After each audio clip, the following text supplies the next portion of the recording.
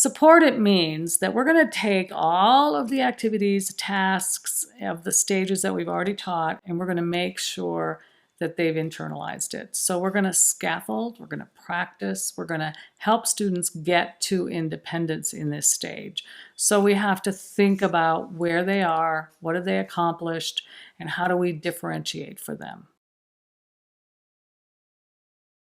What's really interesting about this stage, I think, is that for students who are getting it and moving along pretty quickly, teachers can throw in some interesting ideas, some interesting activities in practice. For example, we can work on how to hook the reader into our essay. What's a good hook? Those are fun things to do with kids, and they really get the idea of how do I hook? And they come up with statements and sentences that are really fun to use. So for a student who's just learning how to have a topic sentence, we may not want to work on the hook right away. We just want to make sure they have a topic sentence, and for an opinion or an argument, they actually tell people what they're thinking. Is it a good idea or not?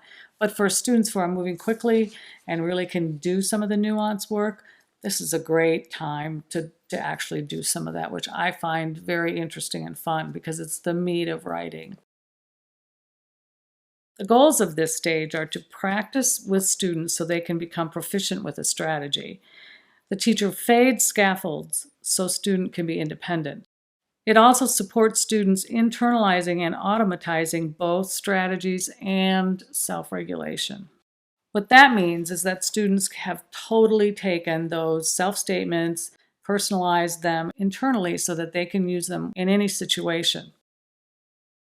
Here are the tasks that support this stage.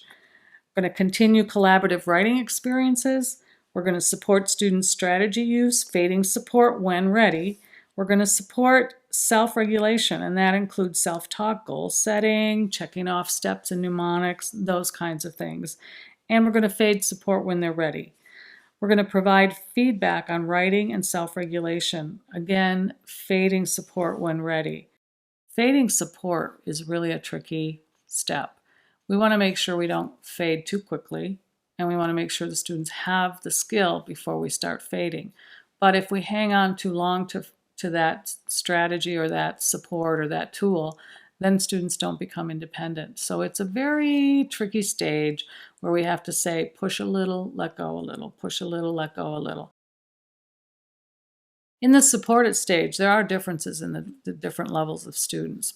What we really see a difference is not necessarily between the ages, but what we see is a difference between skill levels of kids. So sometimes we see the gap widening. So the faster, better students get it quicker and can keep moving faster.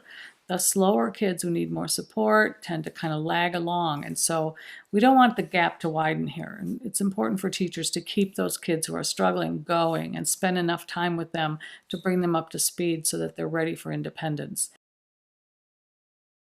In the beginning, when we start stage 1, 2, and 3, and we get to 4, we have lesson plans for those. And teachers can follow those very carefully and really learn from the lesson plans.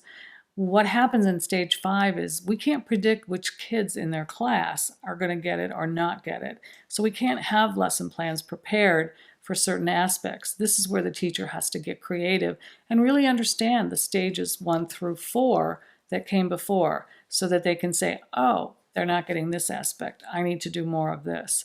And it is a creative time where they have to think of activities that will actually teach these strategy mnemonics or using a graphic organizer or whatever it is in that essay that they're missing. This is where they go back to their curriculum, their program, and they pull activities out to make sure that they're actually experiencing those and kids are really getting an opportunity to do that. I've watched teachers come up with very interesting activities to actually get a concept across. It's very fun to actually gather this information and share it with others because it's just a really creative time for teachers and students.